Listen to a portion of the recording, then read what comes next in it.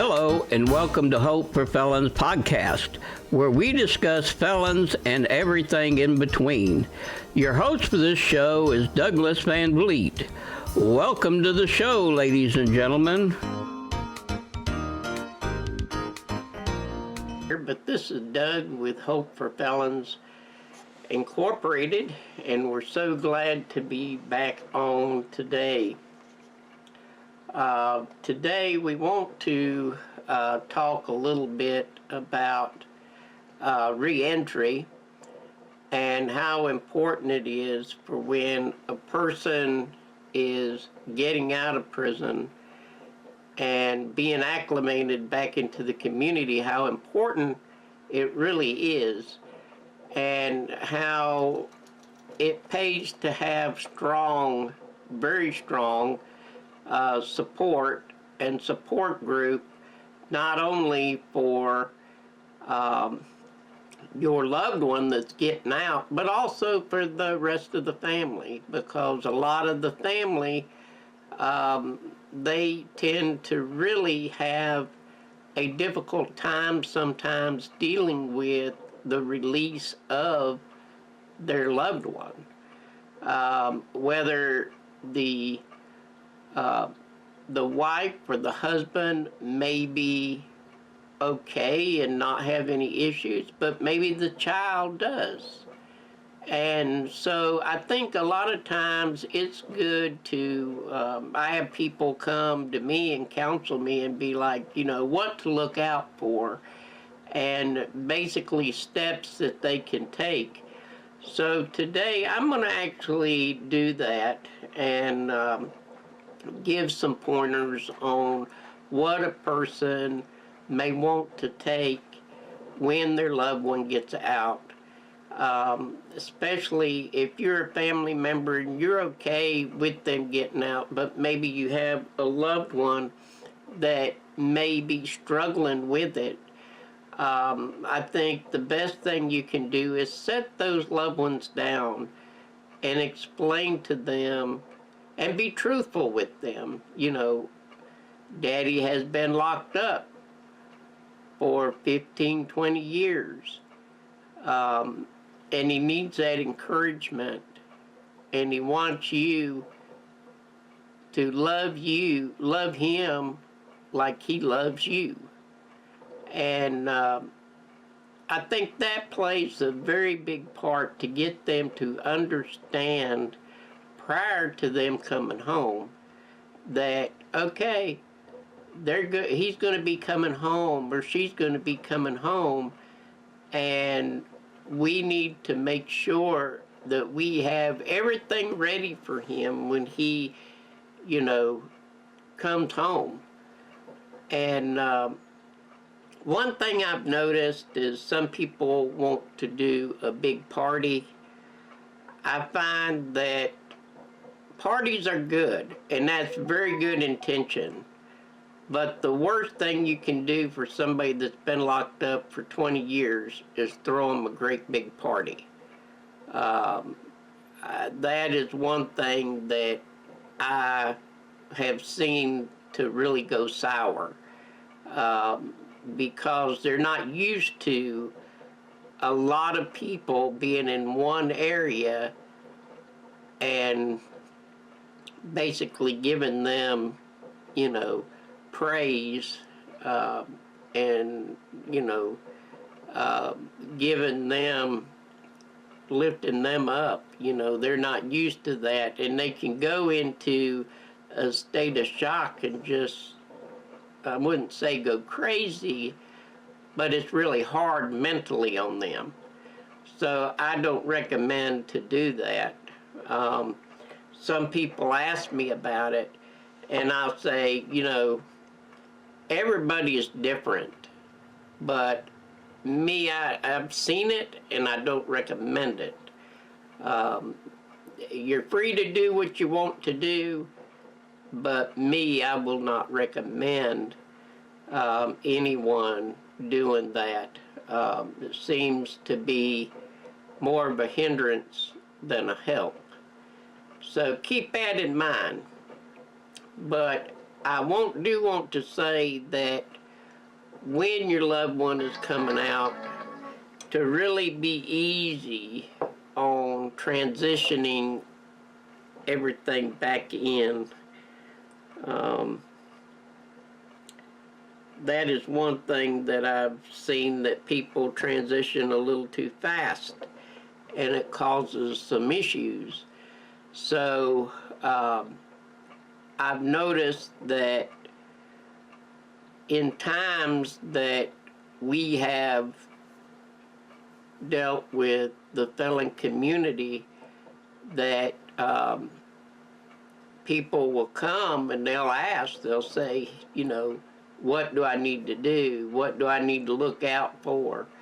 Well, now I have seen, this don't happen all the time, but I have seen to where people get out of prison, and at 4 o'clock, what are they used to doing? They're used to standing for a count. So they would stand up for count at 4 o'clock and 9 or 10 o'clock count, wherever they was at. So you have to take in consideration that some people still have that mindset, and after 20 years it takes a lot to break that habit. Now that's why that I recommend a halfway house. That is something that I recommend. Now if you're in state prison and you do have a conviction with the federal, then I would recommend that he do or she do halfway house time, because it gives time to get adjusted. Some people say, oh, I don't want to do that because that's going into another prison environment. No. I've been working with reentry for a long time, and I see better things come out of people going to a halfway house. And a lot of times they get out early and go to a halfway house, and that really helps them be able to make it in that community. So I did want to say that, and I did have some things that just popped in my mind on a recent case that I'm on, and I think that that might be a very good thing to request. I think that if a person was to go to a halfway house, it gives them that time to still be interacting with their family, but at the same time, it keeps them secure. And, you know, I think it's better for the offender to go. I really do. I know that I had this one guy, he told me, he said, I'm never going to go to the halfway house. I will never go. Well, when I started the reentry program, I told him, I said, look, I said, this is the best thing you can ever do. This will help you in a lot of ways. And he's like, oh, I don't really want to go. He said, because it's going to be just like prison. And when he went, he decided to go ahead and do it and take it. And he said that he is so glad that he did take it, because the people was good to him, even though the halfway house was not that great. Still, it gave him a chance to get out, have a job, do the things that he wanted to do, because most places will let you,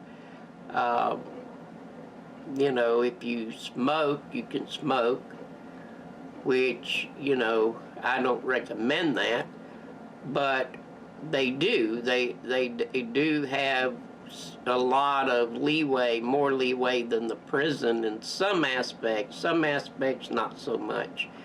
But I did want to share that with you, that a lot of times the halfway house is the best thing a person can do, and take that before going just straight home. Straight home, you do see some failures, I'm not going to lie to you.